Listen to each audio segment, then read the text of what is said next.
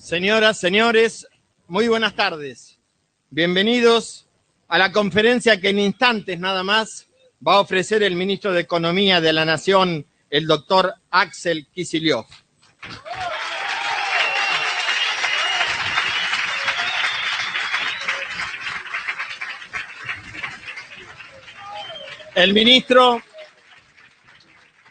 El ministro llegó acompañado a esta ciudad por el secretario de Comercio, el doctor Augusto Costa.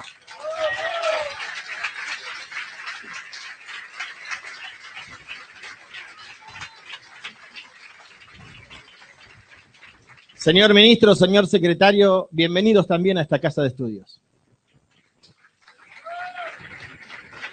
El tema de la conferencia es la formación en economía en el contexto de crecimiento con inclusión y está organizada por cátedras nacionales y populares y la agrupación estudiantil Asimetría.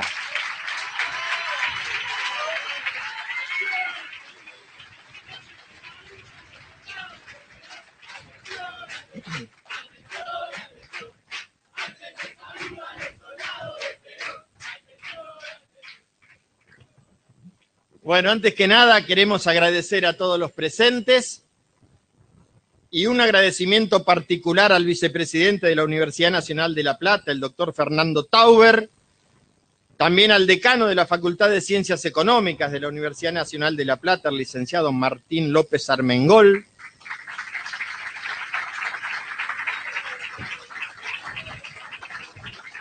el agradecimiento también a todos los decanos y autoridades de las demás facultades de la Universidad Nacional de La Plata que se encuentran presentes, a las autoridades nacionales, provinciales y municipales, y también a los docentes, no docentes, y a los alumnos que hoy están aquí en este acto.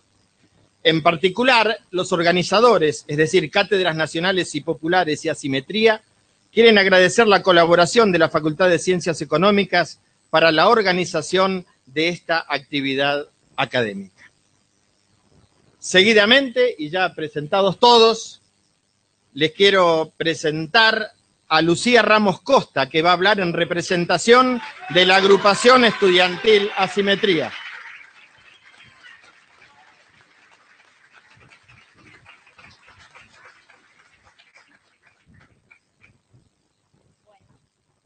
En primer lugar, gracias, Axel, por acercarte a nuestra casa de estudios. Queremos desde la agrupación estudiantil Asimetría agradecerle también a todos los profesionales y docentes que desde Cátedras Nacionales y Populares hicieron posible también que vos hoy estés acá, que tengamos este encuentro. Y, por supuesto, a todas las autoridades, funcionarios, a los estudiantes que nos ven recorrer los pasillos tratando de contarles un poco lo que venimos a hacer acá todos los días con la remera azul, con los chicos de Asimetría. Cuando empezamos a charlar con los profesores que venías y decíamos cómo, hacia dónde, cuál era el mensaje que queríamos transmitir, empezamos a pensar un poquito hacia atrás en el rol de esta facultad, ¿no? Y en la discusión que damos cada uno de nosotros, no solo en los pasillos, sino también a veces cuando tenemos la oportunidad en alguna de las aulas que transitamos. Y en esa recorrida en la que nos pusimos a pensar la facultad hacia atrás, y la facultad hoy también, ¿no? Todo ese proceso, recordábamos cómo esta facultad, con los años, con el tiempo, fue tomando posturas contrapuestas, antagónicas, de lo que entendemos sobre la economía o sobre la formación de los economistas. Y recordábamos que en los comienzos, el inicio, la creación, la fundación de esta facultad fue a través de un decreto de Juan Domingo Perón, ni más ni menos, como no lo iba a nombrar, incluso, y entendía esto, ¿no? De los conocimientos económicos encauzados o entendidos para el desarrollo, para contribuir al desarrollo de un país. Y quiero, si me permiten, leer una frase de ese decreto, que me parece que es muy claro en esta idea de lo que nosotros venimos trabajando a diario en la discusión que nos toca en este ámbito académico. Y el decreto fundacional establecía que, decía así: por cuanto el afianzamiento de la independencia económica requiere el aporte patriótico e inteligente de equipos bien capacitados y entrenados para contribuir e incrementar la riqueza de la nación, conforme con los ideales de justicia social y sirviendo a los altos intereses del pueblo argentino. Esas palabras, cuando hablamos de independencia económica, de justicia social, de intereses del pueblo argentino, son las que nos movilizan todos los días.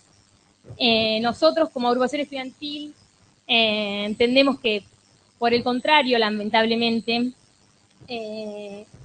ese espíritu fundacional no es el que hoy refleja nuestra facultad. Y creemos, o intentamos al menos, tratar de, desde nuestro lugar, ir modificando o interpelando a cada estudiante para debatir la enseñanza en esta institución. Incluso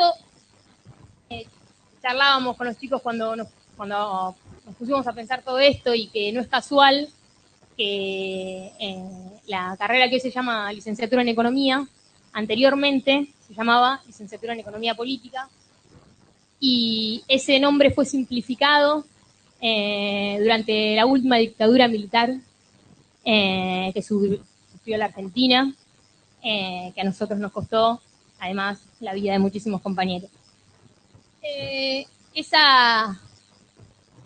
Ese nombre, o sea, simplificarlo hoy en solamente licenciatura en economía, para nosotros tiene un significado importante, sacarle la palabra política, como si la economía y la política fueran dos conceptos que tendríamos que analizar por separado, o que no estuvieran interrelacionados.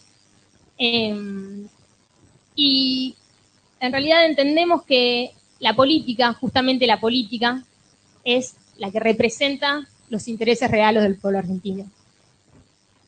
Entonces, incluso Cristina lo decía por ahí, no es la economía, es la política, Pavote le decía hace unos discursos de atrás, y tiene que ver con esto.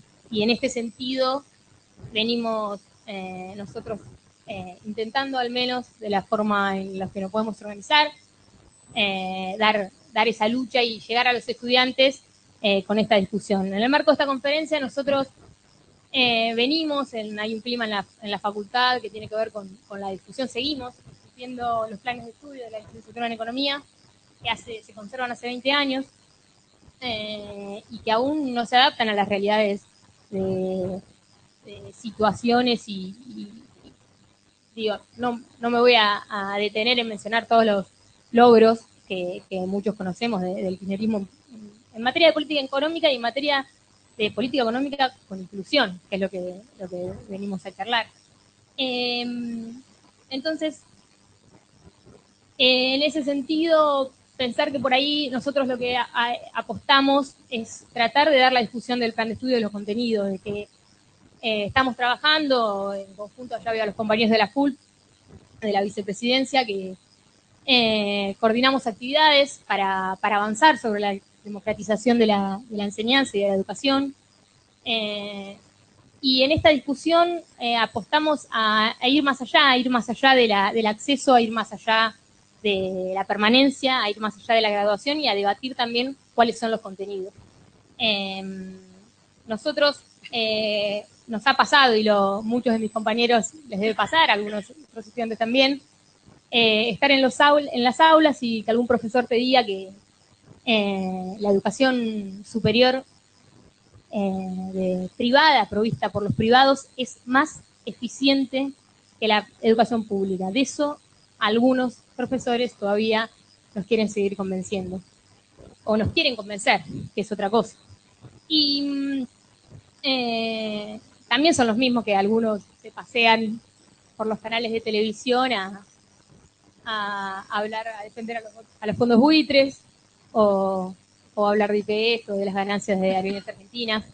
Esa batalla la damos como podemos en las aulas también, con algunas líneas o teorías económicas que se quedaron en la década de los 90, digamos, en otro contexto social de la Argentina. Nada más, decirles que agradecerles nuevamente que estén acá, que queremos y que estamos trabajando por dar esa discusión del plan de estudios, por invitarlos, porque queremos pluralidad, no queremos un plan de estudios que tenga solamente aquellas recetas, aquellos modelos que nos han hecho tanto daño y que beneficiaron a la economía internacional, los organismos internacionales manejaban nuestra economía. Eso es importante. Los invitamos a los estudiantes a dar ese desafío, ese debate con nosotros. Queremos que los estudiantes de esta universidad, de esta facultad, transiten por estos pasillos y por estas aulas, no solo para ser excelentes profesionales, no solo para ser excelentes técnicos, sino también que en la construcción de sus conocimientos tengan sentido político, tengan sentido cultural, tengan sentido social, tengan sentidos que los hagan ser argentinos y ciudadanos con una visión para construir una patria mejor para todos. Nada más, en las carteles allá afuera decíamos, gracias, militamos todos los días para una economía para la felicidad y la grandeza de la nación. Gracias. No nos van a convencer. No nos van a convencer.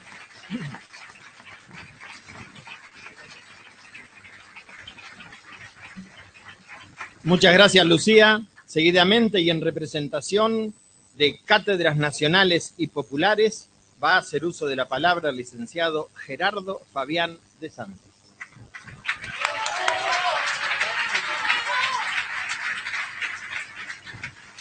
Bueno, buenas tardes a todos. Muchas gracias por estar acá, por aceptar la convocatoria. Muchas gracias, Axel, por acompañarnos. Bueno, voy a tratar de en 3 minutos hacer un recorrido de 30 años de la facultad. En la facultad suele haber frecuentemente reuniones institucionales en las cuales, no en todas, pero sí en varias, se presentan balances sobre la gestión de la facultad, de las últimas gestiones, pero también de las últimas décadas. Y a nosotros, a Cátedras Nacionales y Populares, que somos un grupo de profesores y graduados de esta facultad, esos balances nos parecen por lo menos insuficientes. En la década del 80, con el gobierno democrático, en aquel momento el gobierno democrático impulsó en las universidades la revisión de los concursos que la dictadura había hecho en 1982, con la pretensión de dejar estables a sus profesores. Cuando el gobierno democrático sugirió a las universidades revisar esos concursos, esta facultad propuso convalidar todos esos concursos de 1982. Y cuando en el 89 esos concursos vencieron, esta facultad propuso prorrogarlos por 7 años más. Claro, nosotros, militantes estudiantiles en aquellos años, obviamente nos opusimos. En la década del 90 se aplicaron las políticas económicas que todos conocemos y esta facultad miró con simpatía esas políticas.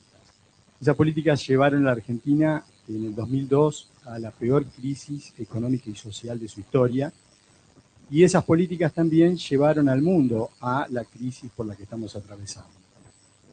En la década pasada, esta facultad propuso reformar los planes de estudio, profundizando la visión ortodoxa y neoliberal que el plan ya tiene. En ese momento nosotros, algunos docentes y graduados de esta facultad, y a través de Cátedras Nacionales y Populares, propusimos un plan alternativo. Nuestra pretensión es que los alumnos tengan la opción de estudiar el enfoque que las autoridades de la facultad quieren, pero también el enfoque que mira a la economía argentina desde sus problemas particulares, de su carácter de economía subdesarrollada y periférica, y que se pretende un cambio estructural y de crecimiento económico y de desarrollo.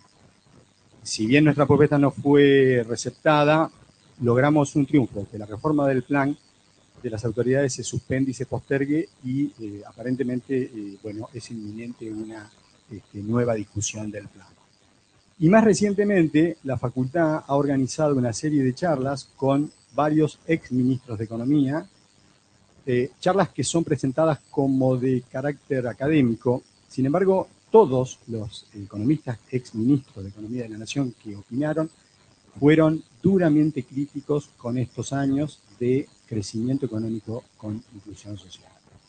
Por lo tanto, a nosotros nos parece que para hablar de la enseñanza de la ciencia económica en la Argentina y para hablar de 10 años de crecimiento económico con inclusión social, nada mejor que invitarlo a esta facultad al doctor Axel Kicillof, ministro de Economía de la Nación.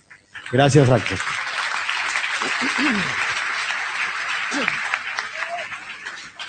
Ahora sí.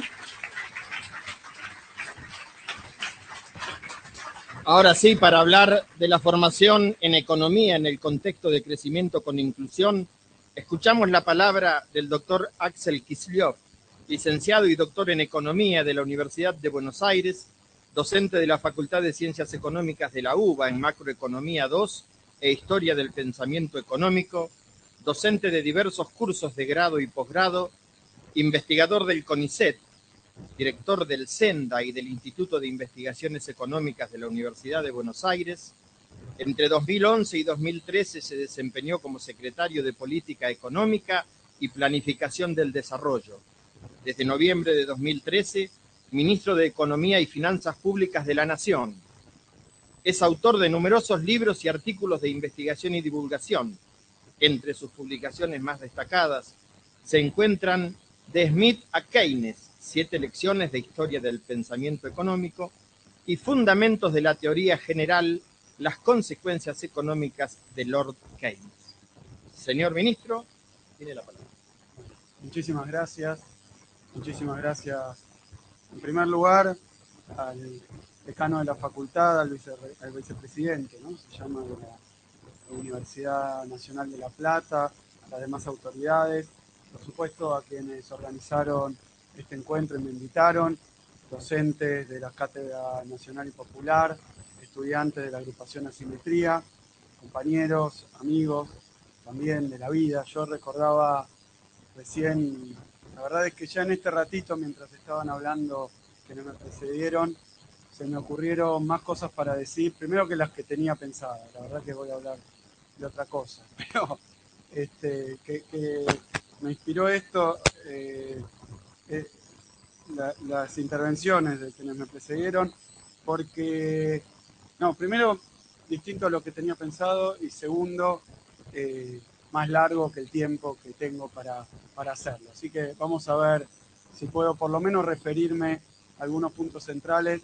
El primero es decir que no es la primera vez que vengo a esta universidad, a esta facultad, a hablar, yo diría paradójicamente, casi de una manera bastante incomprensible, ¿no? Pero vine a hablar del mismo tema la vez pasada. Lo que pasa es que exactamente el mismo tema, porque era en el marco del inicio probablemente de esa reforma del plan de estudio. Yo trataba de recordar recién con Pablo Lavarello, que fue quien me sugirió venir. Yo tengo tantos compañeros, amigos en esta universidad, en esta facultad, que no me fue nada difícil aceptar la invitación. Después me fue más difícil concretarla por cuestiones de agenda. Terminamos poniendo un horario poco marketinero, ¿no?, que tenía que ver con mis posibilidades para venir, y pensamos que también para que la convocatoria tuviera más que ver con la naturaleza de la charla, que esa es la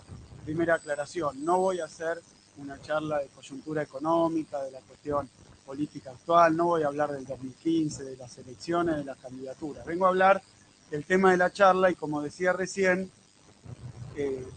sí, sorprendentemente, el mismo tema, yo no sé si era el mismo título, pero si no le pegaba en el palo, cuando vine acá por el 2002 o 2003 a dar una charla sobre el plan de estudios de la Facultad de Ciencias Económicas en el marco, en el contexto de una de las tantas discusiones de los planes de estudio de las carreras de todas las facultades, particularmente de economía. Pero quería aclarar algo porque veo que hay un público más amplio, veo que hay muchísimo público, así que seguramente no son todos ni estudiantes, ni docentes, ni autoridades universitarias.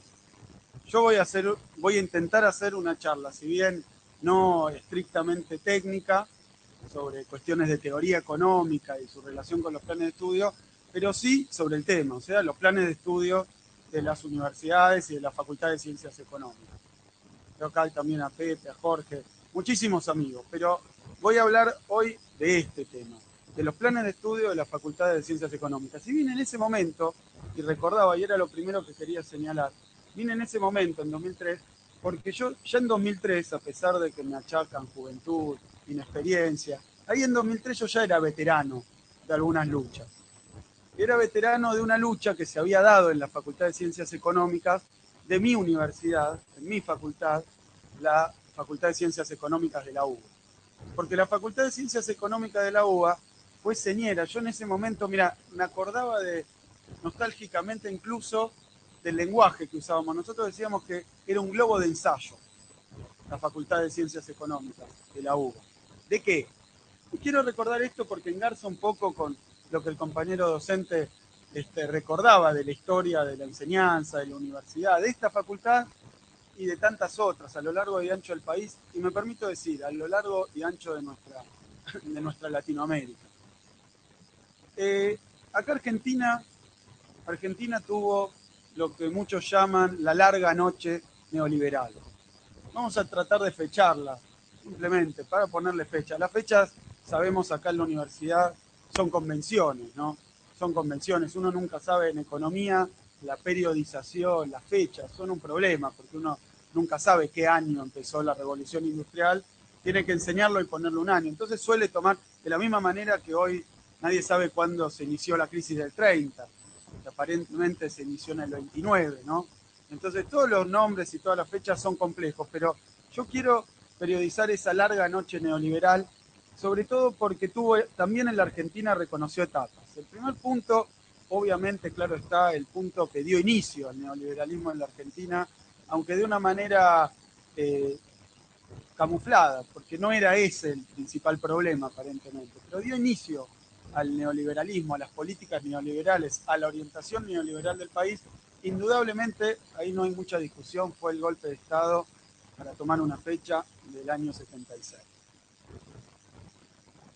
Con el golpe de Estado del 76, con el inicio de la dictadura militar, ya lo recordaba la compañera, lo que significó la dictadura militar en muchísimos ámbitos de la vida de los argentinos, ¿no? Desde la innombrable, aberrante represión que trajo la dictadura militar, hasta los cambios económicos que directamente trajo y, por añadidura, los cambios en la universidad general, en el gobierno de la universidad, porque esto venía de un poco antes, hay que ir más atrás para ver esto, pero la represión también en la universidad y la represión de las ideas, finalmente. Y su corporización en un programa, en un corpus de formación académica para los estudiantes. El neoliberalismo en la Argentina termina, y esto es indudable, en el año 2003. Su crisis se da antes, se da en el año 2001. La crisis el estallido del neoliberalismo en la Argentina se da en el año 2001. Pero el periodo neoliberal, para fecharlo, yo lo fecho con elementos políticos que tienen después todas las connotaciones, del 76 al 2003.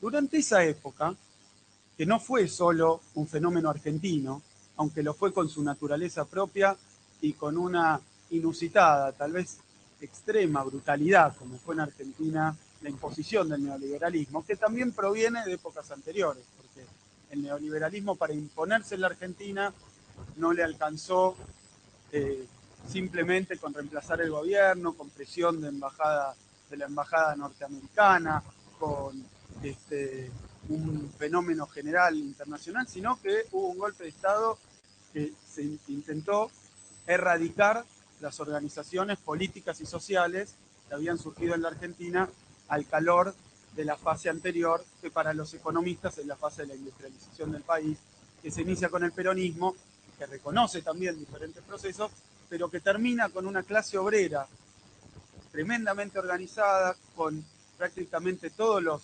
estamentos sociales, los propios estudiantes, la universidad integrada en una misma lucha con la clase trabajadora y con organizaciones políticas y sociales muy poderosas. Así que el proyecto del neoliberalismo en la Argentina necesitó antes quemar todo. Y en particular, superar y erradicar todo intento de resistencia de un movimiento obrero sumamente organizado y organizaciones políticas combativas que tampoco iban a dejar que por los procedimientos habituales de represión, de la represión económica, ese es el procedimiento habitual de la imposición del neoliberalismo, que solo por represión económica se instalara el proyecto neoliberal, sino que requirió también una persecución, un genocidio de la militancia. Muchas veces se habla solo de la militancia, pero de los gremialistas, de los sindicalistas, de las organizaciones gremiales, la intervención de los sindicatos, hasta de la CGE, de las organizaciones profesionales. Es decir, que fue barrer todo activo de organización política que pudiera poner resistencia al proyecto neoliberal, cuando no se presentaba como tal en aquel momento. Pero digo, esto llegó hasta las universidades. Decía, no fue solo argentino, porque dictadura hubo en muchos países del continente, y no fue solo latinoamericano, porque basta mencionar a la señora Thatcher y al señor Ronald Reagan para ver que el neoliberalismo tuvo una fase de auge que fue mundial, con expresiones diversas, dispares, a destiempo, pero que fue un fenómeno mundial, que vino acompañado después con el tema del fin de la historia, del fin de la ideología, es decir, con un proceso discursivo, ideológico, conceptual que lo acompañó. Es decir, se impuso una visión única de cómo tenía que darse el desarrollo, la economía de todos los países, que vino con un aparato discursivo mucho más grande, pero que apuntaba específicamente y se focalizaba muchísimo en la cuestión de la economía. Es decir, que el neoliberalismo ha tenido muchísimas consecuencias, pero una consecuencia que indudablemente tuvo son los planes de estudio en las carreras de economía. Es decir, hay planes de estudio en las carreras de economía que son los planes de estudio del neoliberalismo, que se crearon durante el neoliberalismo y por diferentes procesos se fueron imponiendo, incluso con algo que también se convirtió en una especie de pensamiento único mundial, que en la ciencia yo creo que es de lo más repelente que puede haber, porque hablar de pensamiento único, de teoría acabada en la ciencia es prácticamente un sinsentido, porque es amputar, castrar a la ciencia, es decir, que se ha llegado a las teorías acabadas que comprenden el mundo finalmente, y eso se ha aprendido en otras ramas del conocimiento, me consta, pero que lo hizo con una dureza y con una vehemencia como en ninguna otra en la economía, soy un testigo presencial, porque yo fui formado en la década de los 90 con un plan de estudio neoliberal. Un plan de estudio neoliberal que venía acompañado también, y estamos en un ámbito universitario, voy a tratar de hablar para todos, pero con una epistemología que le daba carnadura, porque era esta idea popperiana, digamos, esta idea de la filosofía de la ciencia, de que hay una especie de progreso permanente, darwiniano, donde las teorías se van superando, son cada vez mejores, las que se dejan atrás es simplemente porque fueron falseadas, porque eran inadecuadas, y entonces eso lo que hace, fíjense que esa epistemología, y no es una discusión que voy a dar, simplemente lo voy a plantear así, esa epistemología lo que hace es consagrar el pensamiento dominante, el pensamiento existente, como la verdad absoluta. Es decir, es un pensamiento, es una forma de entender la teoría completamente anticientífica y completamente ateórica. Es la expresión de la ideología neoliberal en el terreno de las ciencias y en el terreno de la economía, donde hubo un momento donde por diferentes procesos, algo voy a hablar de eso, de qué pasó en la teoría económica, pero por diferentes procesos, a través de diferentes caminos, se fue llegando a una especie de consenso. Los economistas gustan llamarlo síntesis neoclásica keynesiana, yo lo voy a llamar mainstream, corriente principal, ortodoxia, de todas esas maneras, pero no solo creo que los que estamos en esto sabemos de qué estamos hablando, sino que además eso viene acompañado de formas de enseñanza, que también afectaron la producción científica y la enseñanza de la economía. Eso es el predominio de los manuales, de los libros de texto. Es algo que yo creo que no ha calado en ningún lugar tan fuerte como en las carreras de economía. Economía se estudia por manuales. Sobre todo las primeras materias, sobre todo las materias troncales, ese núcleo principal de teoría económica dividido usualmente en micro y macroeconomía, que viene acompañado de su manual de micro y de macroeconomía básica, intermedia y superior, es decir, un cuerpo teórico principal completamente consolidado. Yo me permito decir algo que tal vez resulte excesivo, pero mientras una carrera de economía esté articulada en torno a esta columna vertebral, a un programa de estudios dividido en micro-macro que se enseña con manual, es neoliberal y es ortodoxo. No es que...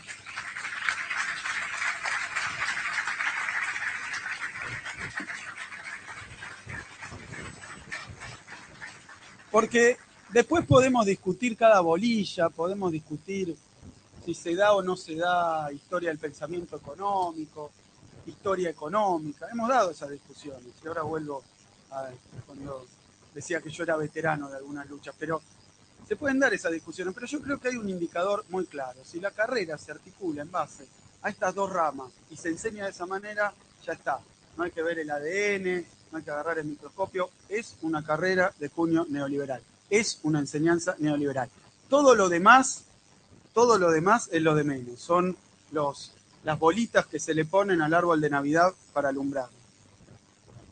Y planteo esto porque yo viví en la Facultad de Ciencias Económicas de esa etapa neoliberal lo peor, lo más oscuro, que fue la década de los 90. En el terreno de la profundización de las políticas económicas, su consagración de las políticas económicas neoliberales y prácticamente su reducción al absurdo, porque venían las políticas económicas vestidas de que no se podía hacer política económica, de que no había ningún margen para la política económica, que había cosas que si no las hacían, me acuerdo, creo que fue un ex ministro de Economía, que dijo que en los economistas estamos de acuerdo, todos de acuerdo. Los que no están de acuerdo tienen graves problemas conceptuales, dijo.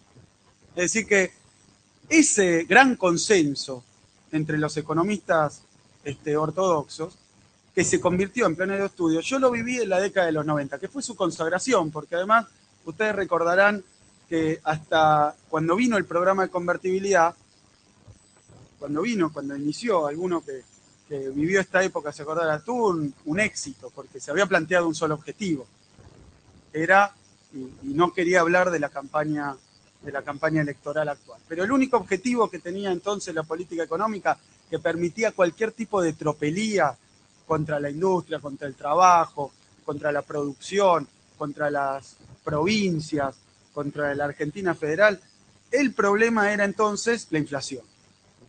Y para detener la inflación, en ese momento indudablemente estábamos en un esquema, una situación de hiperinflación, ¿se acuerdan? Fines de los 80, la hiper de los 89, 90, bueno, todo ese momento, y entonces se impuso un plan ortodoxo, que además fue aplaudido. Además fue aplaudido desde vastos sectores. Hubo alguna resistencia entre los economistas, pero yo creo que fue vencida. Incluso me animo a decir que los 90 generaron un fenómeno bastante perverso, que fue la conversión de muchos heterodoxos en economía.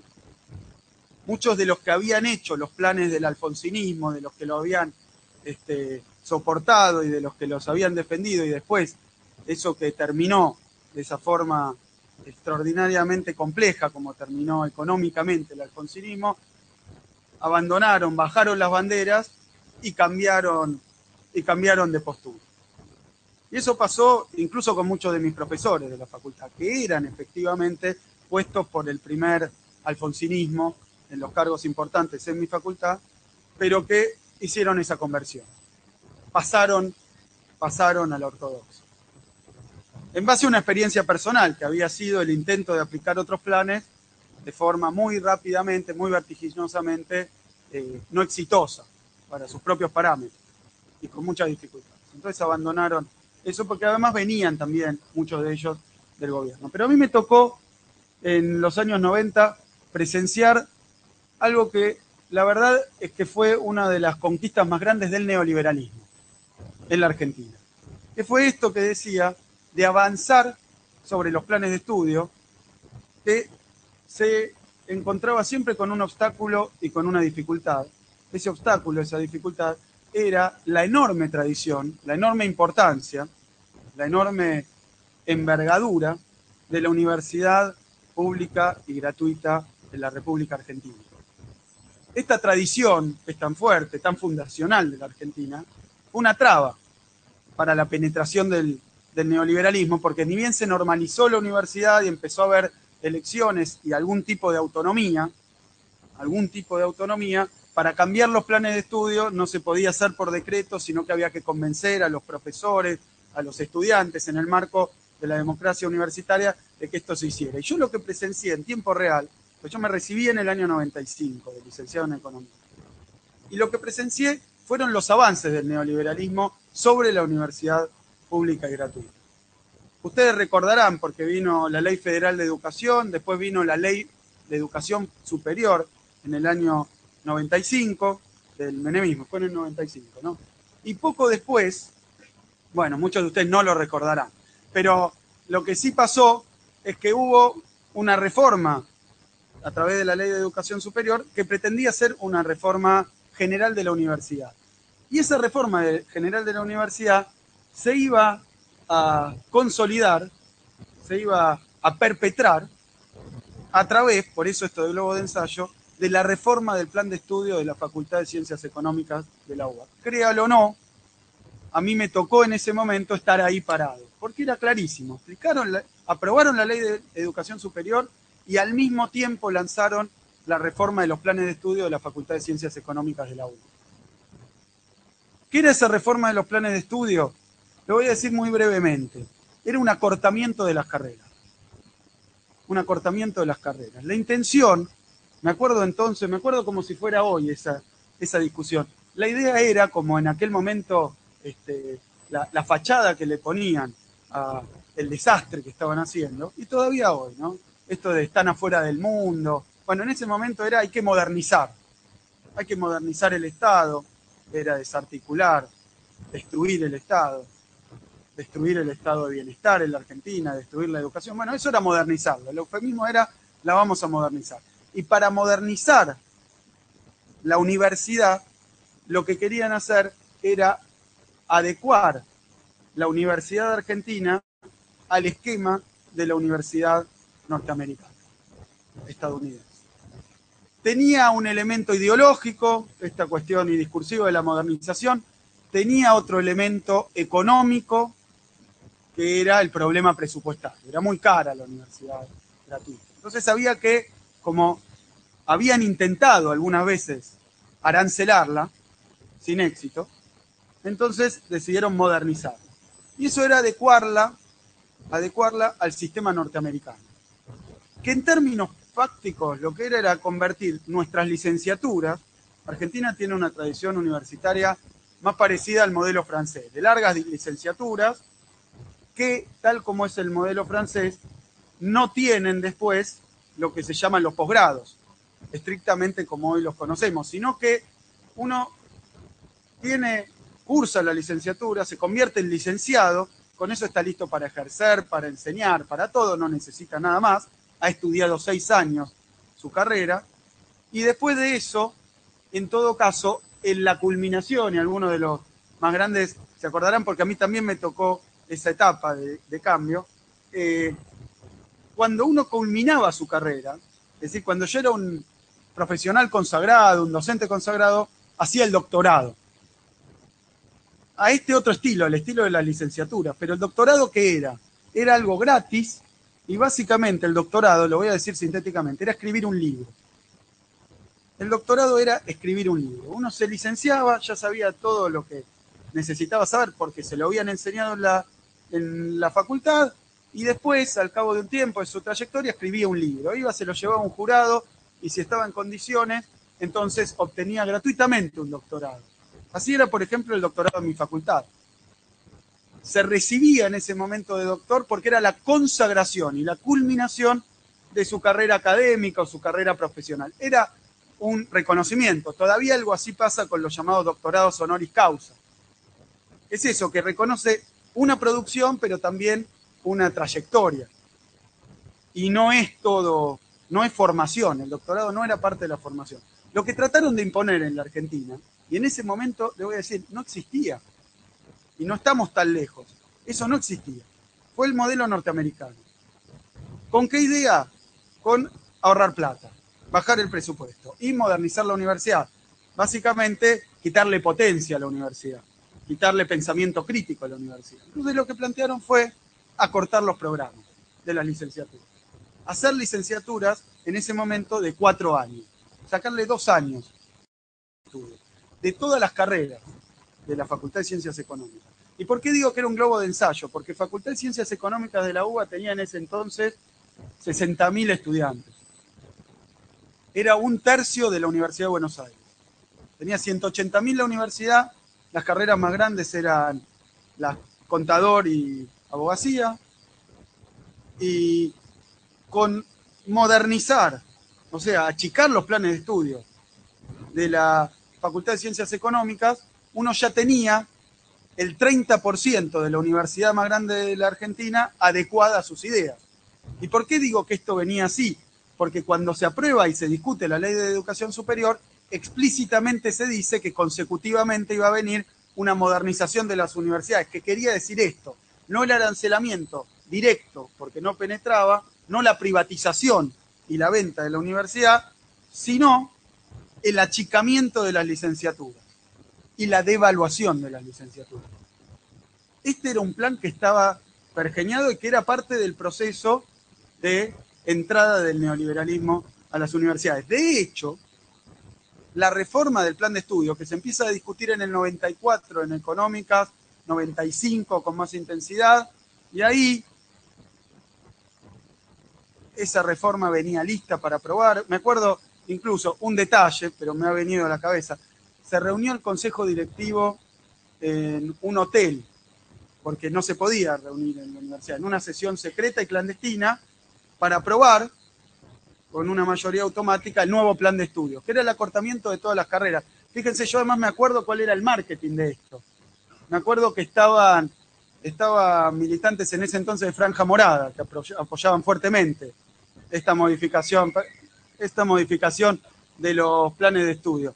Y tenían unas mesitas donde tenían una computadora, y entonces uno iba ahí y le decía, yo estoy cursando 4º año y 2 materias. Y apretaban unos botones y decían, te recibiste con el plan de estudio. Porque habían hecho un plan canje. O sea, valía, qué sé yo, matemática del CBC por macroeconomía 2. Entonces, una cosa así, y entonces te vendían, y le vendían a los que entonces eran estudiantes que el plan de estudio los favorecía porque ya estaban liberados, se iban a la casa, se iban con el título. Empezaron a regalarle el título para que los estudiantes le dieran el apoyo al plan de estudio, viviendo de la propia mediocridad, porque lo que decían es, miren, las carreras son tan malas que todos se quieren ir de acá.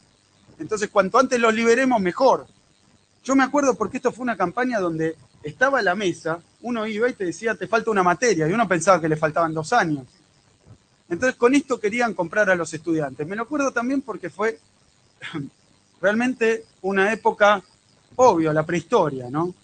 Y en medio de esa oscuridad, yo lo decía el otro día en una entrevista, nosotros creíamos en el 95, 94, 96, que el neoliberalismo venía para siempre, se iba a quedar para siempre. Los propios militantes que estábamos en contra del menemismo, en contra de la privatización de la universidad, nos la habíamos creído. Pensamos que íbamos a vivir en esa resistencia y en esa persecución real que generaba el neoliberalismo. Entonces, en ese momento intentan imponer esa reforma del plan de estudio de esta forma tan burda, esperando que sobre todo los estudiantes de contador, que el contador son esas carreras vinculadas con la salida profesional. Los contadores, a diferencia de otras carreras, en general todos trabajan mientras estudian, si pueden. Es una carrera, lo voy a decir así, de ascenso, en el sentido de que muchos de los estudiantes de contador había encuestas, sus padres no eran universitarios, contador tenía una salida laboral. En ese entonces, yo hace rato que no frecuento y veo cómo está hoy la composición social de las carreras, pero en ese momento era así. Entonces le decía, mira qué bueno, te vas a recibir. ¿Qué más querías? Porque además en ese entonces, en los estudios contables, si venías con el diploma te aumentaban el sueldo. Porque el contador que firmaba le pagaba más que el estudiante para contador. Entonces, bueno, esta sopa armaron para imponer la reforma del plan de estudio. Y fue feroz. Porque ¿qué hacían? Tomaron la lista de materias de los 6 años y empezaron a tachar.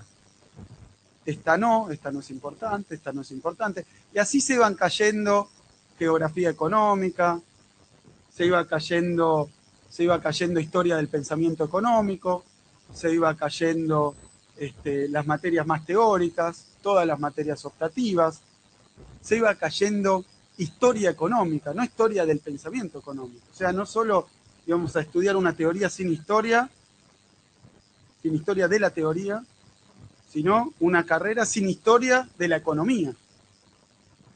Se iban cayendo hasta que iba quedando lo que no se podía destruir, aparentemente, que era ese núcleo duro de materias del tronco teórico, que eran micro 1, macro 1, micro 2, macro 2, micro 3, macro 3, por decirlo. Más las matemáticas que hay que aprender para conocer los modelos, más un poquito por allá, un poquito por acá, un poco de econometría, y nada más. Es decir, que de una manera realmente burda, estaban imponiendo una simplificación y acortamiento del plan de estudio que lo que hacía era dejarle el núcleo neoliberal, el núcleo ortodoxo de teoría y nada más. Me acuerdo de esto porque la verdad, tengo que decirlo, esa reforma que plantearon, que la fueron a aprobar a ese hotel, escondidos, la aprobaron, no pasó. No pasó. Milagrosamente, para quienes estábamos militando en ese entonces en contra de la reforma del plan de estudio, diciendo que mostraba una sintonía entre el neoliberalismo que ocurría en el país y lo que estaba ocurriendo en las universidades, mostrándolo lisa y llanamente, porque además era un proceso de privatización encubierta. ¿Privatización por qué? Porque una vez que uno tuviera un diploma conseguido en 4 años, no iba a estar listo. Entonces venían y ya empezaban a aparecer las maestrías aranceladas. Entonces, por algún misterio de la naturaleza, la universidad pública y gratuita se permitía cobrar algo que terminaba siendo materia obligatoria, porque con el título de licenciado no alcanzaba, entonces tenías que hacer la maestría. Y después el doctorado, es decir, de una manera subrepticia, habían achicado el programa, impuesto el sistema norteamericano y arancelado los estudios. Entonces era un paquete fantástico. Y todo camuflado con esta idea de la modernización, del agobio presupuestario, eran los tiempos del déficit cero, de achicar el gasto público, cómo se iba a gastar tanto en la universidad, como esos tiempos donde para achicar la democracia hablan de los costos de la política y empiezan con cuánto salen los sueldos de todos los parlamentarios y esto se puede, ¿no? Y empieza toda esa teoría que es reaccionaria y usa la cuestión económica y presupuestaria para imponer las peores barbaridades. En este caso, era como una especie de poda, de jardinero, de todo lo que fuera teoría crítica, pensamiento crítico, cuestiones no convencionales de la carrera. Y yo digo milagrosamente porque yo en ese momento de militancia formaba parte de una agrupación, nos opusimos a esto, primero se empezaron a armar asambleas y nosotros creo que salió bien. Porque todo el mundo, incluso el que se quería recibir, el que no le gustaba la facultad y el que le decían que ya lo había hecho, se dio cuenta de que eso era un ajuste y de que eso era una devaluación del título, de la enseñanza, de la universidad. Era convertirla en un verdadero enseñadero. Porque al tiempo que también durante los 90 se privatizó y se aranceló de alguna manera la investigación, porque esto era algo que lo digo porque hay un público también interesado en esto, pero la verdad que el otro problema para quienes eran investigadores es que no había recursos de la universidad.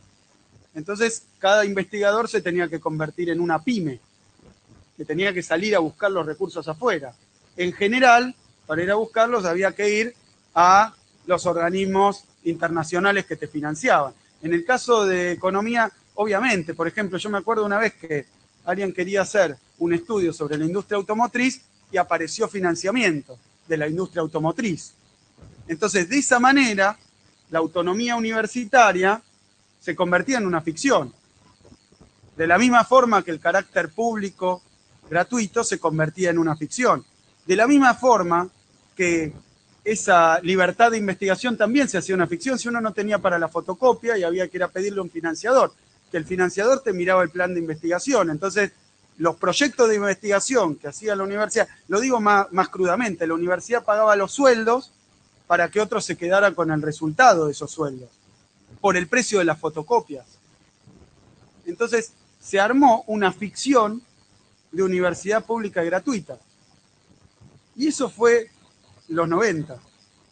Y eso fue un esquema que afectó también muy fuertemente a la cuestión que vengo a tratar, que es la de los planes de estudio. Yo, para terminar la historia, hubo una resistencia muy fuerte de todos los estudiantes, ese plan de estudio aprobado en sesiones secretas, en la oscuridad. Digo porque eso se lanzó en toda la UBA. Iba a ser primero económicas, como económicas estaban tranquilos, decían acá no hay movilización. Muchas veces la Facultad de Ciencias Económicas es una porque la gente anda laburando al mismo tiempo, porque tiene otras inquietudes. Algunos estudian, nosotros, miren, en la facultad hasta en un momento habían sacado el comedor, cualquier lugar de reunión para los estudiantes. Vos ibas, cursabas y después te tenías que ir a un lugar que se llama hoy la rotonda, donde te chupaba frío, ¿no? No te podías quedar ahí charlando ni con los compañeros. Entonces las universidades, que siempre habían sido un lugar de reunión, de ebullición, de pensamiento, de discusión, se convirtieron en una especie de estación de subte.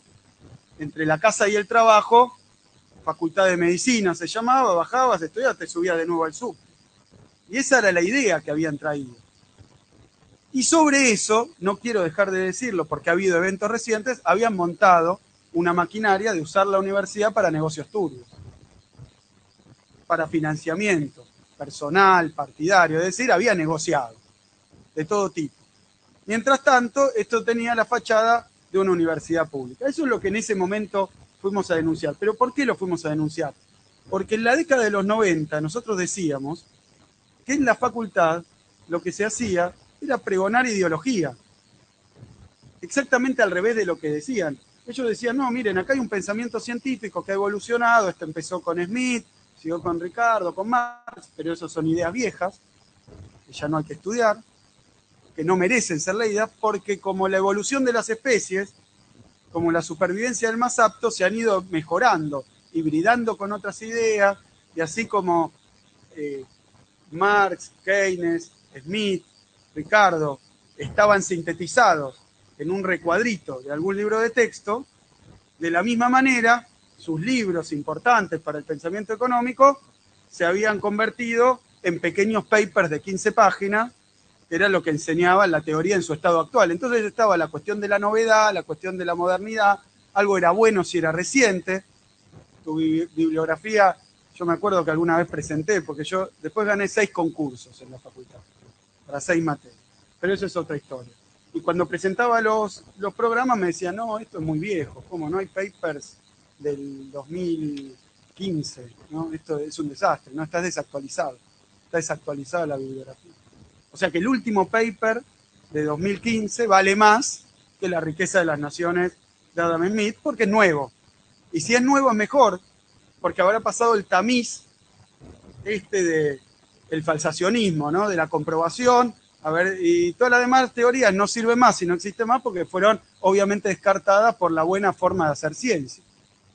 Entonces acá había una idea epistemológica que te llevaba a creer que lo que había que enseñar era lo que se enseñaba en todos los demás países, particularmente en Estados Unidos, con los libros de Estados Unidos, con los papers de Estados Unidos, y cuanto más reciente, mejor. Entonces también la academia en economía se convirtió en una máquina de ideología.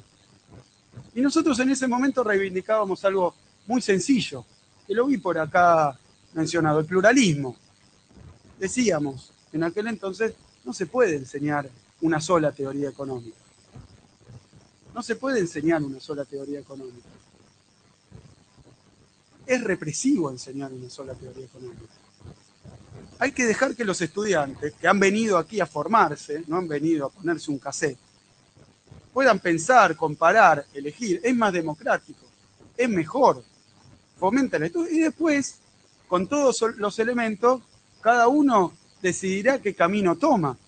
Y lo decíamos en el medio de los 90, donde parecía que esa única teoría económica que se enseñaba era además la base de las hermosas, maravillosas y exitosas recetas económicas que se estaban aplicando en el país. Entonces, ya está. Era imposible pensar en que se enseñe otra cosa. Y sin embargo, esa reforma del plan de estudios en la Facultad de Ciencias Económicas se detuvo. Y después vino con... O sea, que yo creo que en la Facultad de Ciencias Económicas, voy a decir demasiado tal vez, se derrotó ese intento de convertir a la universidad en un bicho neoliberal. Porque en la facultad donde ellos pensaban que iba a penetrar más fácilmente, donde no iba a haber resistencia, donde no iba a haber discusión, hasta los estudiantes de carreras más profesionales se opusieron, porque vieron que eso era encubiertamente una privatización, encubiertamente un arancel, una degradación del título, una degradación de eso que ellos estaban haciendo, y entonces se cortó ahí. Y la carrera después fue sometida a otra reforma, también impuesta, pero un poco más negociada, donde se sacaron algunas cosas, pero la carrera terminó teniendo 5 años y medio en vez de 6. Es decir, que lo que iban a hacer, la brutalidad, la decapitación de la carrera, no se produjo. Se hizo una reforma, que creo que fue, si me permiten, para salvar los trapos, por tanto que habían puesto, pero que no fue lo que esperaban. Y quedaron las materias, de nuevo, yo tal vez no me animo a decirlo porque, no sé, sería un sumario de todo lo que ocurrió, pero quedó algo que era todavía peor, porque fue medio a mitad de camino entre lo que querían hacer y lo que pudieron, entonces quedó un híbrido espantoso. O sea que no solo las carreras neoliberales tenemos que reformar, sino también las que fueron sometidas a este enjuague en el proceso de reforma de los 90, iniciado en los 90. Pero si uno observa esta historia, yo creo que el problema que tienen los programas de estudio hoy, actuales, que me he informado, porque bueno, tampoco hace tanto, ¿no? Di clase hasta que fui viceministro, ahí seguí dando hace 3 años. Y los planes de estudio, el problema que tienen, el principal problema que tienen, que no hace falta discutir ni de escuela del pensamiento, ni de precisión de los modelos, ni de capacidad predictiva, ni de adecuación con la realidad. Los planes de estudio que tenemos atrasan 20 años. Atrasan 20 años. Entonces, lo que vemos hoy es que esos planes de estudio no se adecuan ni por las tapas, no lo que yo vengo a defender acá, que es nuestro proyecto, nuestro modelo de crecimiento con inclusión, del que voy a decir algunas cosas. Pero lo que me parece que es claro y que es central es que no se adecuan a lo que está pasando en la Argentina, no se adecuan a lo que está pasando en Uruguay, no se adecuan a lo que está pasando en Brasil, a lo que está pasando en Chile, a lo que está pasando en Venezuela, a lo que está pasando en Bolivia. No explican nada, no entienden nada y son anacrónicos.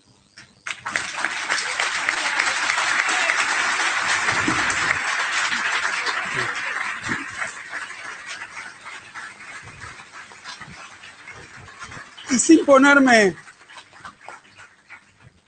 sin ponerme demasiado teórico,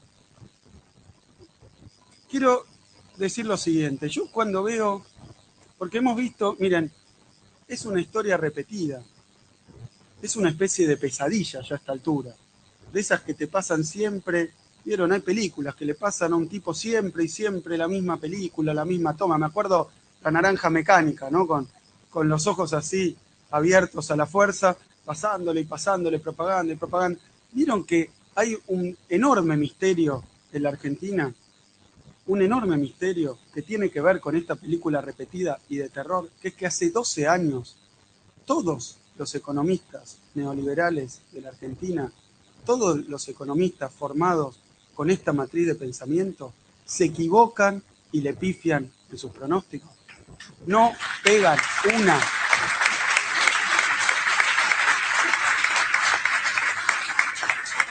todos los años, diciendo que lo que hace el gobierno está mal, que no se hace en ningún lado del mundo, que va a fracasar, que va a explotar. Esa bomba de la que hablan no es nueva.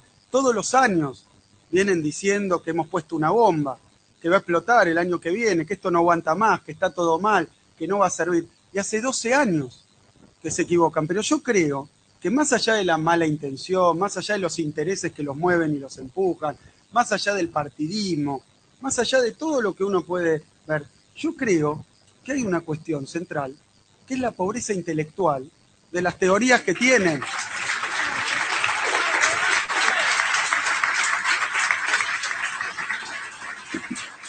Yo digo, es complicado, es perverso, es malo lo que dicen. Es malo no solo porque se equivocan y entonces es malo para ellos, porque supongo que un día el prestigio tendrá que enfrentarse a algún archivo, ¿no? Pero lo triste para mí, fuera de toda esa mala intención, fuera de todo lo que uno le puede atribuir, es que hay un punto triste, que es que no entienden. Yo me imagino, si hablara alguno de ellos con sinceridad, qué frustración que deben tener. 12 años equivocándose.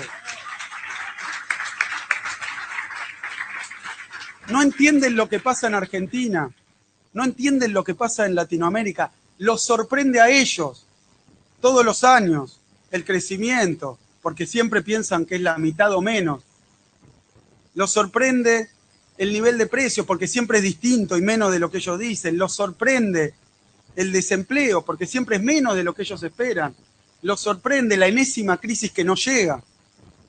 No sé si han prendido una vela, no sé qué podrán hacer de tanto fracaso para sostenerse y volver al año siguiente sabiendo que van a tener que hacer el papelón de nuevo, de decir que todo se va a caer, que a los argentinos no va a ir mal, que todos se van a quedar desempleados. El año pasado hablaban de una crisis de dimensiones de 2001, de 2009. No se fueron a la década del 30 porque se les terminó el calendario, pero se hubieran ido.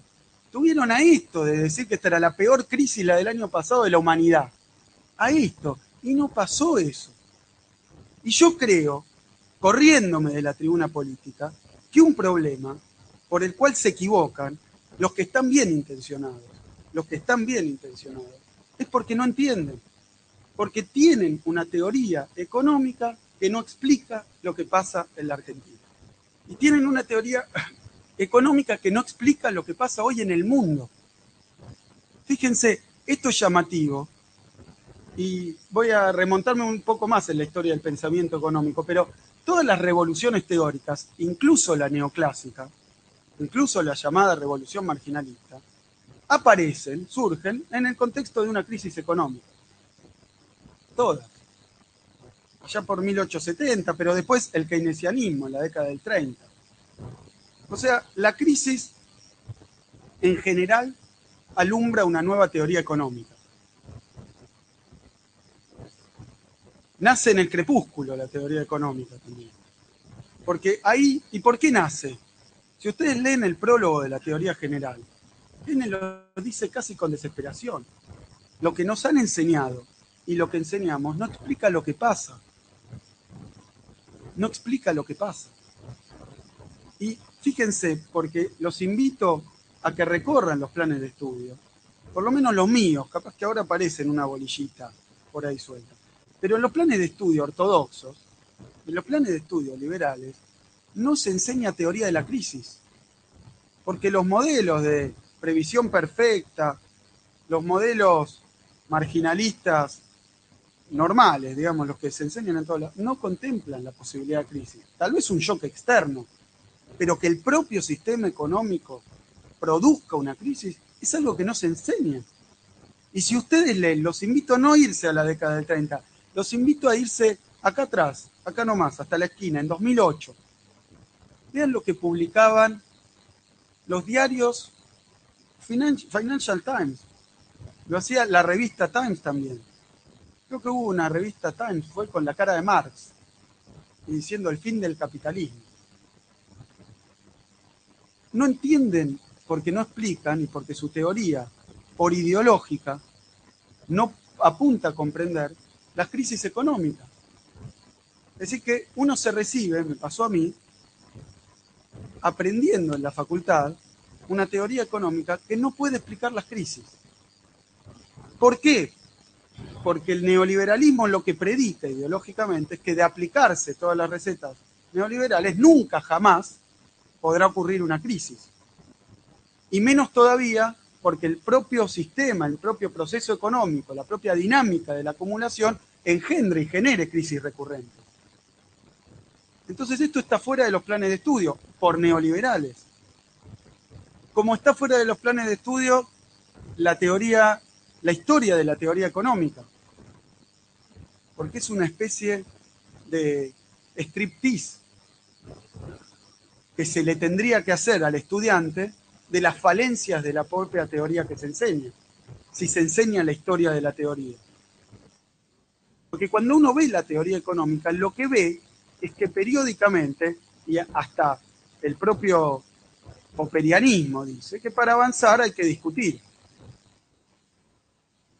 Y lo que pretende la teoría económica convencional es que ya no hay ninguna discusión para hacer, excepto de borde, excepto marginal, excepto aportar un dato empírico más para corroborar los modelos. Yo decía, una teoría económica que no explica la crisis. Se ha encontrado con la más grande de las crisis mundiales desde la década del 30, que es la crisis que estamos experimentando ahora, sin teoría económica. Fíjense que la crisis la explica, la crisis económica actual, desde las tribunas de la ortodoxia, se explica por la moral, no por la economía. Se dice, yo me acuerdo porque lo presencié cuando empezó, cuando se detonó Lehman Brothers, cuando se cayó todo el mercado bursátil norteamericano, cuando miles y miles de norteamericanos se quedaron en la calle porque no podían pagar las hipotecas, se dijo, no, ¿esto a qué se debe? A la codicia de los banqueros. Miren, qué pobreza intelectual, qué pobreza científica. Además yo me preguntaba, me acuerdo en aquel entonces me preguntaba, ¿qué esperan? ¿Que un banquero no sea codicioso? Hay que echarlo si no es codicioso. ¿Cómo le van a echar la culpa de la crisis a la codicia de los banqueros? Si de eso trabajan. ¿Qué esperan? ¿Un banquero caritativo, benevolente? Pero le echaban la culpa al regulador y a la crisis de los banqueros. Es decir, a la moral, y fíjense qué paradoja, a la moral y en medio de una crisis que viene del neoliberalismo, al Estado. Es decir, la culpa es del individuo y la culpa es del Estado. Nunca lo puede explicar. Y yo creo que esto también es una expresión de pobreza teórica. La teoría económica era incapaz de explicar lo que estaba pasando. Es incapaz. Esos libros de micro, de macro, con los que machacan, siempre igual, con más derivadas, con más matemáticas, pero siempre igual, siempre con el agente racional que tiene la curva de utilidad y el otro que tiene la función de producción.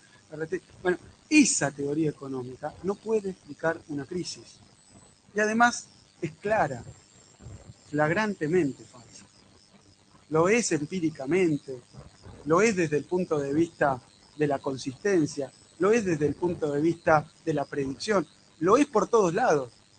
Pero digo, cuando más se chocan de cabeza, por eso yo quería hacer un planteo, que es el que decía recién, tal vez el que está todo el tiempo diciendo que las reservas van a ser 15.000 en vez de 30.000, como terminaron siendo, que el dólar ilegal se va a ir a 60 pesos, tal vez sus manuales dicen eso y no sabe otra cosa. Y está aplicando consistentemente, está aplicando bien su teoría económica, que no entiende y que después lo frustra. Pero eso llevado hasta acá quiere decir que las cosas que han pasado en la Argentina, estos no 2 años, 2014, lo que pasó en la última década en la Argentina, no se puede explicar con la teoría convencional que se enseña en las universidades. No se puede explicar. Y eso es un enorme fracaso de la teoría. Y eso tendría que llevar a una reformulación. Si es como en la época de Keynes, ahora apareció Thomas Piketty, pero hay atisbos de que incluso los centros de la teoría convencional están buscando otras direcciones. la revolución de Piketty fue que habló de la distribución del ingreso. Pero claro, porque como la macro pretende explicar el mundo sin hablar de la distribución, eso hoy estamos tan mal que es una revolución. Incluso el propio Piketty cita a David Ricardo, ¿no? Diciendo el principal problema de la economía es la distribución de la riqueza entre las distintas clases sociales. O sea, lo que era el objeto de la economía desapareció del mapa de la economía. Y a eso iba justamente, porque de eso quería hablar, y de la teoría económica que nos enseñan, y de lo que pasó en el país, lo que pasó en Brasil, lo que pasó en toda la región. En toda la región. Que no tiene que ver con la teoría económica. Es decir, que yo creo, y lo decía el otro día, para ocupar y formar parte de este proyecto político, un cargo de tanta responsabilidad como el que ocupo yo, de una responsabilidad inmensa, hay que desaprender lo que te enseñó el neoliberalismo. Hay que desaprenderlo, o sea que es una doble tarea. Primero aprender para rendir, al mismo tiempo estudiar otra cosa y también desaprender. Están sometiendo una gimnasia demasiado exigente a los estudiantes de economía. Los están obligando a estudiar afuera de las aulas con estos programas. Y después digo a desaprender. ¿Y por qué digo a desaprender? Porque doy el caso de la distribución de la riqueza. Bueno, podríamos hablar largo en clave teórica. Lo único que quiero decir es que la distribución no es parte, generalmente, de los modelos convencionales. No hablo de las clases sociales, ¿no? Eso es mucho decir, pero ni siquiera de los diferentes perceptores de diferentes tipos de ingresos. Muy pocos modelos convencionales tienen la variable salario-ganancias, ¿no? Puesta como instrumento de distribución. ¿Y cuál es la relación de eso con el crecimiento económico? ¿Por qué? Porque ya desde la caja de Edgeworth, esa que nos enseñan, ¿no? ¿La conocen? Augusto, pobre hombre, la enseñaba. Esa que nos muestran que hay una frontera de posibilidad de producción, hay, bueno, con dos precios, ¿no? Sintetizamos toda la economía, su riqueza, en dos tipos que tienen que elegir si comen carne o se ponen ropa y en algún punto eligen según su función de utilidad. Y después la política decide de los puntos eficientes cuál le gusta más. Pero fíjense que es lo central. Sacaron la distribución del ingreso de la teoría económica. Por eso no pueden explicar, y no digo a nivel Piketty, digamos, de largo plazo, lo digo a nivel macro y a nivel crecimiento y a nivel corto plazo. Porque me parece que esa es una de las demostraciones más importantes que se ha hecho en el terreno de la teoría económica durante estos 10 años. Que es que esa idea de que la economía, la macro, el economista, se tiene que ocupar del crecimiento, su problema es el crecimiento, y tiene que ignorar la distribución. No importa lo que pase con la distribución, porque como todo el mundo sabe, cuando el vaso se llene, va a derramar y va a llegar hasta su base. Esto es un pensamiento inmemorial, que la obsesión de la teoría económica, de la obsesión de la política económica, tiene que ser el crecimiento. Y que la distribución viene por añadidura, viene después, y naturalmente, es un proceso natural. Desde Smith viene esto, ¿no? Decía que se iba a derramar naturalmente hasta las clases inferiores del pueblo. Era una ventaja del liberalismo. Que si vos crecías a través de, no sé, después la distribución más equitativa va a venir sola. Y yo creo que el punto teórico que se demostró durante estos 2 años, que no es que no haya teoría económica, pero se enseña, si se enseña, es excepcionalmente en las universidades, es que no es así, es que era falso y era mentira. No solo el hecho cierto visto en la Argentina durante todo el neoliberalismo y en los 90 particularmente, que la economía creció a base de cada vez mayor inequidad, mayor desempleo de los argentinos. O sea que hay formas de crecer que no solo no aseguran la redistribución de la riqueza, sino que aseguran la concentración de la riqueza. Que la economía puede dar un PBI alto, pero eso no necesariamente significa mayor bienestar y mayor inclusión social.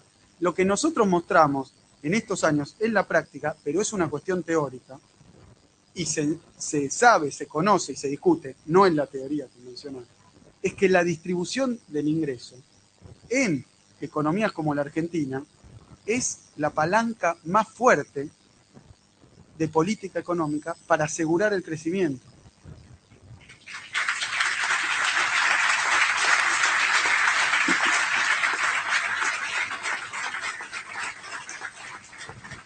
Porque yo creo que esto es central para discutir, para estudiar, para plantear en las aulas. Argentina no es que creció y después distribuyó. Ni siquiera es que mientras crecía al 6% anual acumulativo durante los últimos 11 años, no es que mientras crecía nos acordamos a través de desarrollo social de distribuir un poco, sino que la distribución de la riqueza se convirtió en un instrumento de política económica de crecimiento, que es un problema, y yo creo que eso es uno de los puntos que más me enorgullece. Se demostró que la distribución del ingreso es un problema del Ministerio de Economía de la Nación. No es un problema de la parte de bienestar social. Es un problema del Ministerio de Economía de la Nación. Porque la distribución de la riqueza se ha demostrado acá, y no solo acá, en todos los países emergentes que han crecido fuerte. Lo han hecho distribuyendo más.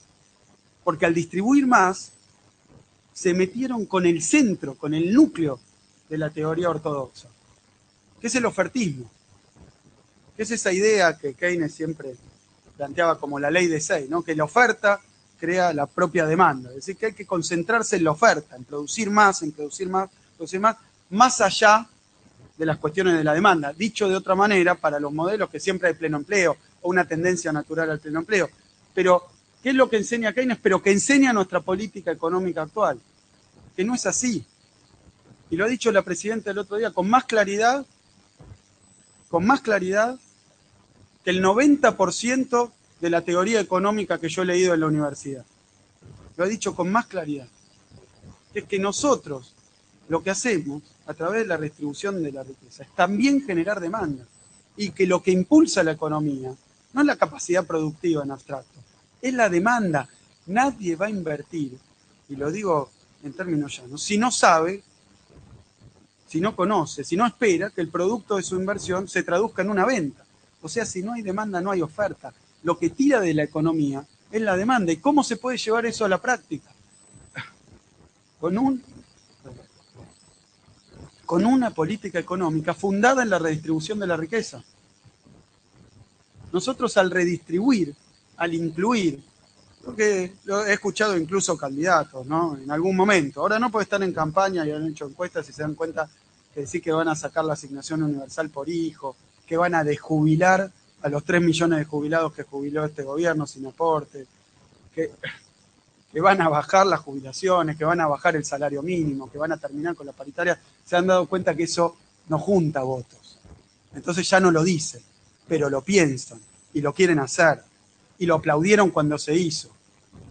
Y abuchearon cuando nosotros hicimos lo contrario. Entonces eso está ahí, está latente. Pero mientras nosotros hacíamos esas políticas de inclusión social, generábamos demanda, generábamos mercado. Y fue eso lo que impulsó la producción doméstica, no otra cosa. Obviamente que en la etapa inicial, con mayor capacidad instalada disponible, con mayor ociosidad, bueno, eso era un proceso desbordante, que cada vez requiere más inversión para ampliar la capacidad, para mejorar la tecnología. Indudablemente que eso reconoce etapas, pero ha sido la receta de este gobierno. Y es teoría económica. Y lo ha dicho la presidenta llanamente, mejor que yo, para que lo entienda todo el mundo. Nosotros tenemos que entender, los economistas, que no es cuestión de crecer para después distribuir, sino que hay que distribuir para crecer.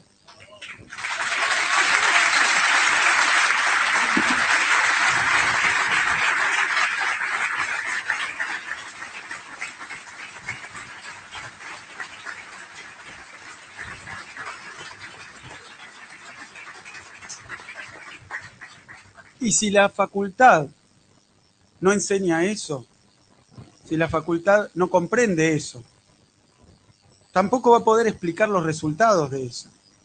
Es más, va a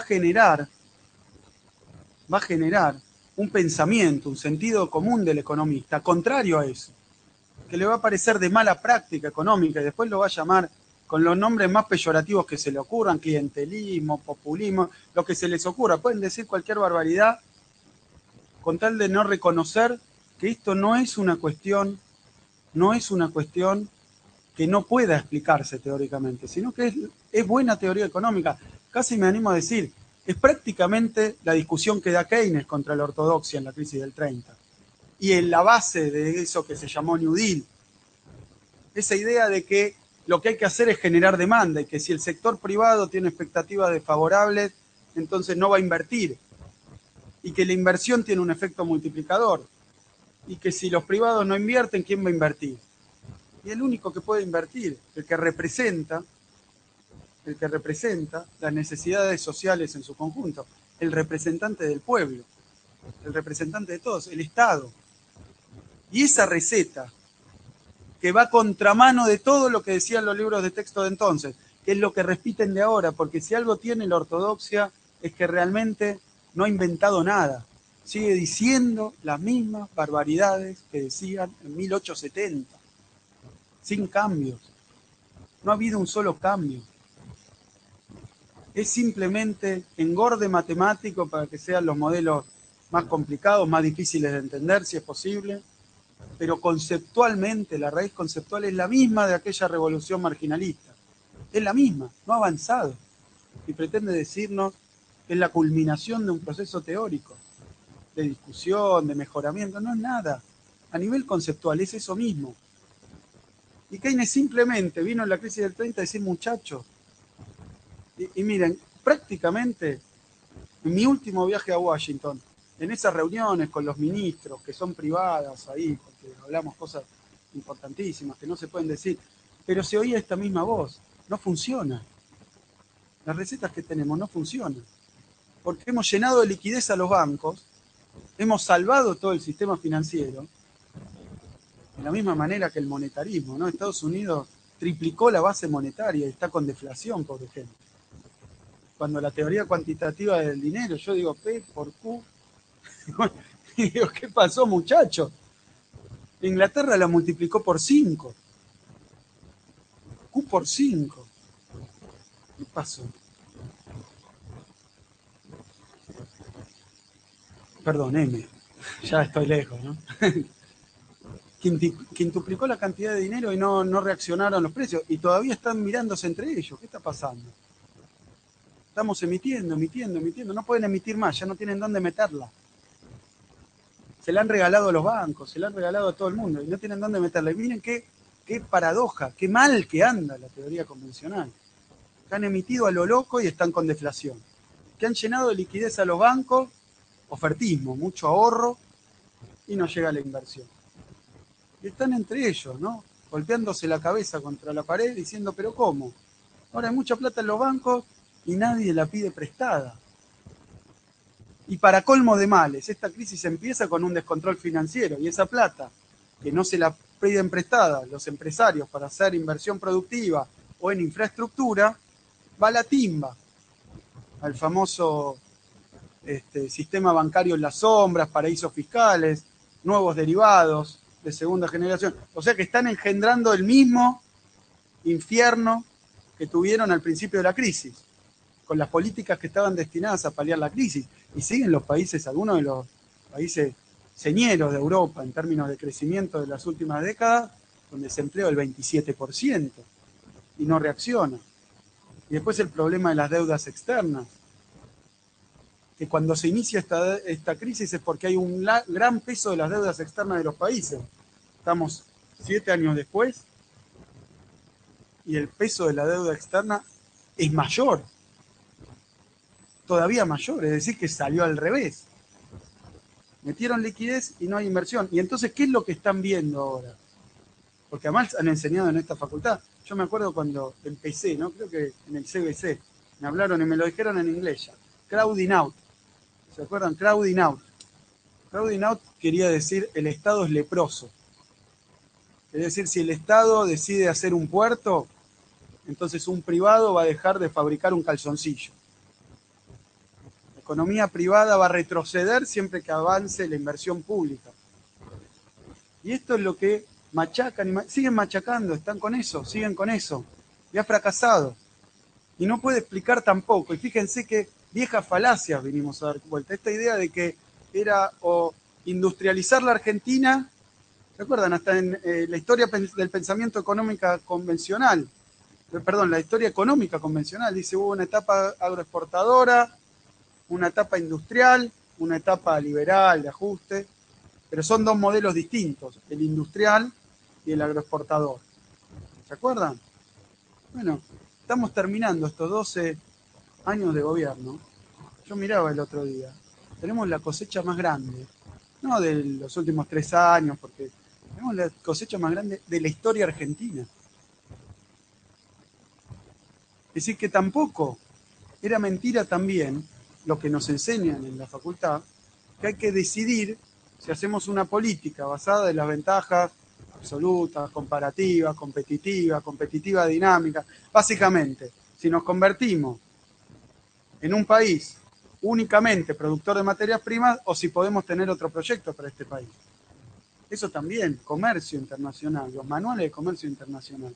Léanlo de atrás para adelante. Lo que dicen es que en Argentina hay que hacer solamente soja. La traducción, después de matarse y dar todos los exámenes, ustedes se van con eso y si lo aprendieron bien, si lo que pusieron en el examen es lo que creían, se van diciendo, la Argentina tiene que hacer únicamente soja. Todo lo demás es más caro, ineficiente, es un despilfarro, va a generar inequidad, va a generar problemas de crecimiento, va a generar todos los problemas que quiera. Es ir contra la lógica, es ir contra la naturaleza. Y hemos demostrado estos 12 años que era al revés. Que para sostener un proyecto industrial en Argentina hay que también desarrollar el campo. Con equidad. Con un sistema de redistribución de la riqueza. Y aunque se resistan a hacerlo. Pero desarrollar al campo es fundamental para desarrollar a la industria. Y si es posible industrializar al campo, es todavía mejor. Y nos lo hemos planteado como un objetivo de política económica. La presidenta lo llamó industrializar la ruralidad, no matar la ruralidad para hacer industria, no dedicarnos solo al modelo agroexportador. Y fíjense, estos elementos son elementos teóricos que enseñan en los planes de estudios convencionales que el economista o se lo cree o está desnudo, porque no tiene otra teoría económica para comprender el mundo. Entonces, yo creo, y para concluir, yo creo que hay un problema grave de anacronismo. Hay un problema, de nuevo, como fue la crisis del 30, de nuevo como se está viviendo en esta crisis mundial, y de nuevo como se está viviendo en este nuevo florecer de las economías latinoamericanas y de la unidad de los países latinoamericanos, de este nuevo florecer de la industria en la Argentina, algo que nos habían querido obligar a creer que era imposible en el país, que vuelva a aparecer la industria, que vuelva a aparecer el empleo formal, industrial. Yo me acuerdo también, lo último que digo, a mí me acuerdo en una clase de macroeconomía donde me explicaron el concepto reaccionario de tasa natural de desempleo. Me lo explicaron. Y en ese mismo momento me dijeron cada país según condiciones estructurales que nadie entiende ni pretende explicar, pero si es un país como Argentina, que no sirve para nada, tiene una tasa natural de desempleo. Entonces yo levanté la mano y dije, ¿cuál es para Argentina? 18%. Olvídate, si tratás de bajarla, la chocás. Y eso se enseñaba en los 90, donde la tasa de desempleo rápidamente se puso a niveles del 15 y 18% y llegó hasta el 20 y pico. Pero no nos dijeron que eso era un problema. Eso era aceptar la realidad. Yo mido lo que mido, peso lo que peso, soy del sexo que soy. Bueno, por ahora. Y entonces, lo que digo es que esa naturalización del subdesarrollo es también parte central de la teoría económica que se enseña. Y uno puede pasarse porque los modelos son complicados, porque el profesor nunca dice cuál es la conclusión, porque no lo sintetiza. Pero el discurso que surge de esos modelos es que un país como la Argentina no se puede desarrollar, que un país como la Argentina no puede combatir el desempleo, que un país como la Argentina no puede ni debe intentar incluir a todos los argentinos, que un país como la Argentina no gana nada apoyando un proyecto como el del Mercosur, como el de la UNASUR, porque lo que hay que hacer es buscar las ventajas comparativas y los socios comerciales vinculándose a las economías que a través de la tecnología, todo ese paquete de cosas, es básicamente decir que en la Argentina no se puede hacer nada sino aplicar el neoliberalismo. Y eso muchas veces requiere una traducción, requiere una madurez que uno siendo estudiante, yo me acuerdo que una sensación cuando estudiaba era, bueno, yo ahora un dirigente sindical decía que boché alguna materia, pero lo que quiero decir es que me escribió mi profesor de matemática del secundario para decirme que no, que él tiene los boletines, tiene todas las notas, no boché matemática. Quiero decir, no voy a decir cuál fue mi promedio, pero no boché matemática. Pero uno se quedaba con la sensación incómoda, horrible, porque yo había estudiado economía para entender la economía. Y uno se quedaba con la sensación, porque le pasaba, díganme si no les pasa a ustedes, en la mesa con los familiares que dicen, y vos, che, que estudias economía, ¿me explicás? Y uno se agarraba la derivada tercera, me daba así, y decía...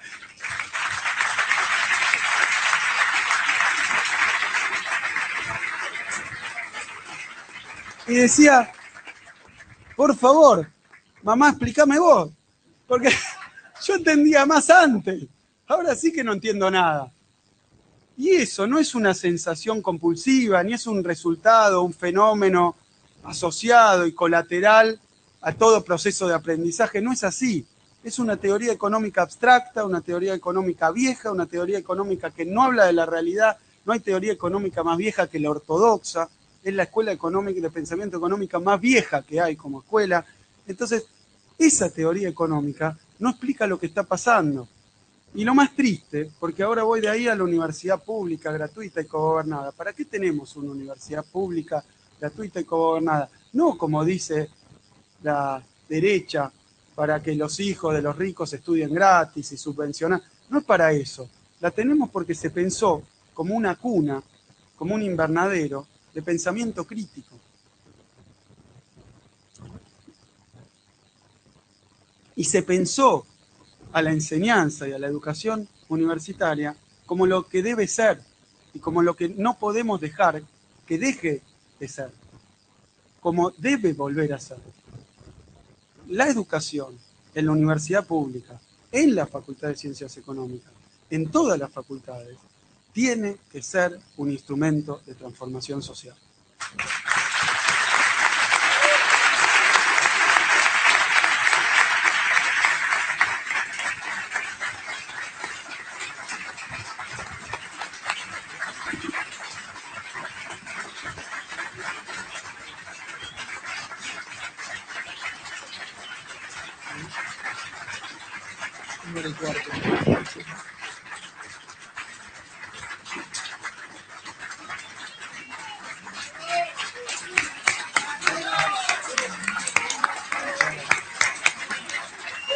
Muy bien. En nombre de Asimetría y de Cátedras Populares y Nacionales, agradecemos la presencia de todos ustedes y de que hablar la del señor ministro.